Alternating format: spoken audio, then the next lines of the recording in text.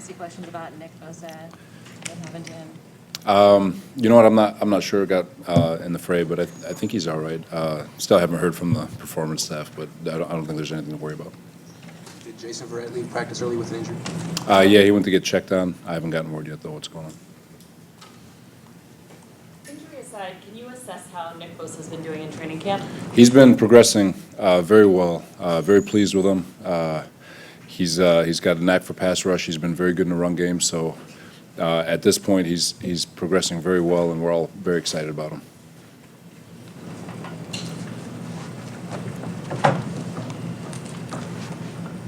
With your first preseason game, what do you personally want to see in terms of development for the timetable in week one? Execution always. When you get to that first preseason game, for the most part, you're looking at the second and third groups, the guys that they're really the heart and soul of the team, the guys that make up that roster. I want to see those guys execute and compete. There's a lot of guys competing for jobs on this team, and you just want to see them play fast, execute, and do things the right way that they've been doing since OTAs. And so making sure that the lights aren't too big for them and trying to evaluate everything with regards to the back half of the roster and those guys trying to make the team. There's a lot of guys who fall in that category. Every year, you almost feel like the whole team is. So Darius Moore seems to be taking most of the first-string reps at free safety. A couple of weeks ago, you said he's in no way ready to start week one. Do you still feel that way, and how has he progressed since then? So he's getting a lot closer. It's like I said, he does not lack athletic ability or anything like that. It's just catching up in the position, with the position. He's a smart kid, so he's learning pretty quick. When his feet are on the ground and he's in the box or he's in the middle of the field, he's got great physicality to him. So excited about the direction he's going into, and he's making that competition very close. He's doing a very, very good job. Is the expectation still, though, that Jimmy Ward will be the starting free safety week one, or is that to be determined? That's to be determined. It seemed like the cornerbacks were a lot more aggressive against the run today.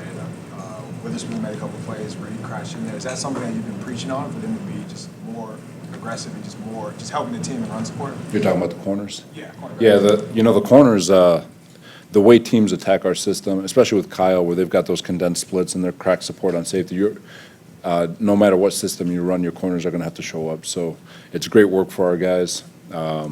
It's a way a lot of teams try to account for our safety in the box, because we do play with an 8-man front. So it is a big emphasis every year since this entire system was created, that the corner's got to be able to get up there and tackle and be disciplined in the run game, along with making sure he's got great eyes and for the pass game. So.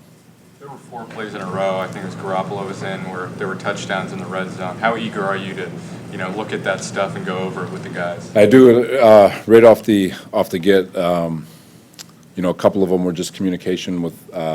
We're doing some new things in the red zone, and it's going to take some communication between a bunch of different guys, making sure that we're all on the same page.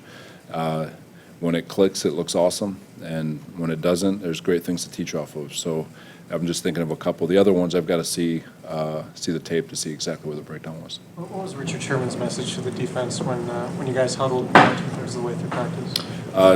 Sherman is an outstanding leader, and his message was that we're getting to a point in camp and where it's easy to feel sorry for yourself, but if you want to be a champion, champions rise to every occasion, and so he wanted to see the team finish strong, and that was basically the message. You seemed pretty upset after the 4 red zone touchdowns. How is do you notice now that he's feeling better, that he's being more active and holding the rest of his team to a higher standard? I don't know if it's any different than a year ago. Sherman's a great leader. Obviously, with confidence in yourself, you feel like you can hold other people accountable. But Sherman has nothing to prove when he speaks. He has a lot to prove to himself every day because he's such a great competitor. But with his resume and all that stuff, when he speaks, people are going to listen. And it just this year, you can feel his confidence, you can feel his energy. He's standing taller, he's playing faster. He is more. I don't want to say he's more vocal, but you can hear him. So he's he's in a good place right now, and he's just got to keep going in the direction that he is. Has Fred Warner made a big leap from year one to year two? He's going in that direction. He feels faster. Part of it's because he's really sure of what he's doing. He's bigger, he's stronger, he's creating knockback when he tackles, or at least thuds up, and so he's triggering a lot quicker. And the quicker he goes, the more impact he's going to have. Is that knockback that he's generating one of the bigger strides he's made since his rookie year? So far, he's doing a lot of different things well, even in the pass game. But that was a big emphasis coming out, that especially with all our linebackers, that when we tackle, there can't be leaky yards. Instead of it going from a 3rd and 8 opportunity, it can't leaky. We can't give up 3rd and 5 just because we're falling back. So they've taken the heart with the new strength crew. They've put on some mass and some strength, and you could just feel when they thud the ball carrier stopping on a dime. So it's good so far. It's got to keep rolling. What has a healthy Malcolm done for that Sam linebacker competition? Has that just made that a really kind of crowded decision for you? It muddies it up, all of them. You got Elijah, you got Greenlaw, you've got Malcolm, you've got Leroy Reynolds is surging, Zach is still there. There's Flanagan Foles has been having a good camp, but when you look at all those guys, they're competing their tails off for that spot.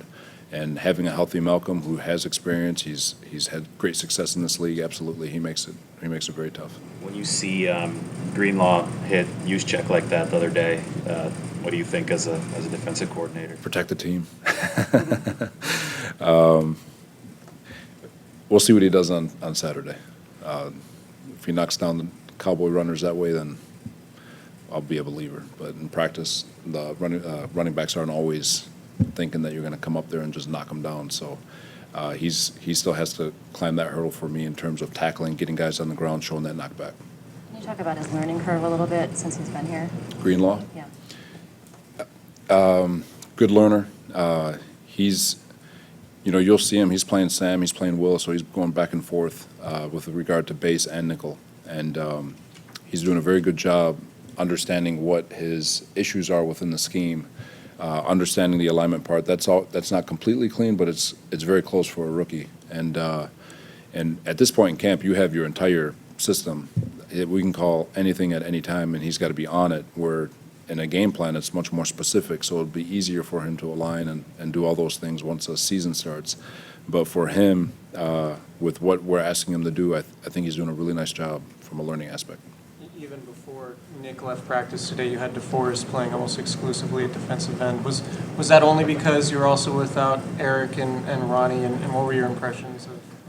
I've got to see the tape. I know. I think he on the first play of team run he got after Juice a little bit, but I've got to see the tape on what he did. But yeah, it goes back to the philosophy that Kasarik has brought, that there's 4 guys, we're going to throw you on the field. You can play any spot at any time, and so we're a little bit thin at D-line right now with the injuries, but those guys are stepping up and taking care of one another to make sure that no one's getting overloaded with reps. You've been hesitant to put him out there in the past. I talk about Calais Campbell, I guess, and the similarities between Buckner and him, particularly with the scheme. Is it something where he could end up playing significantly more defensive end, allowing you to have more versatility?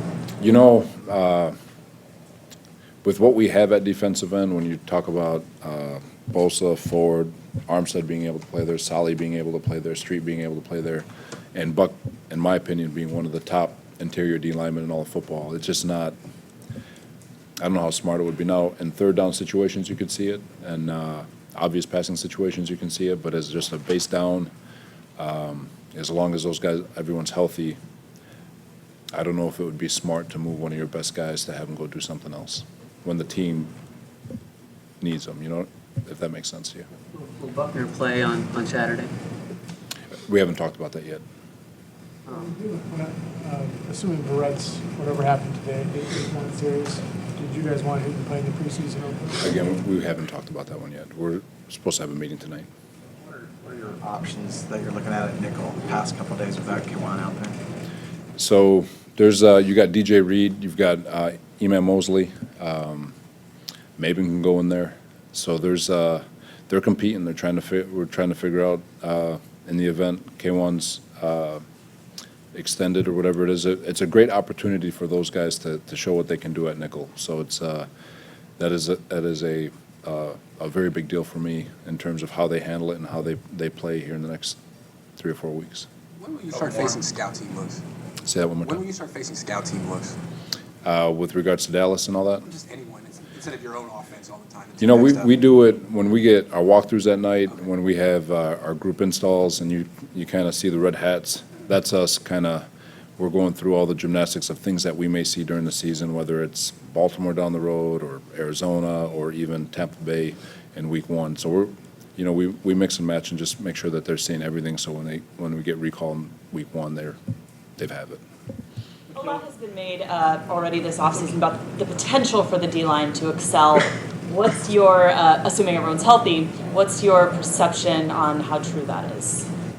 With great expectations, I believe that it's just human nature to the great ones anyway will rise to the level of their expectations. So I never put expectations with regards to stats and all that. I don't believe in it. I believe that if you operate at your best every single day, the results that you see will be good, or in the realm of what you expect anyway.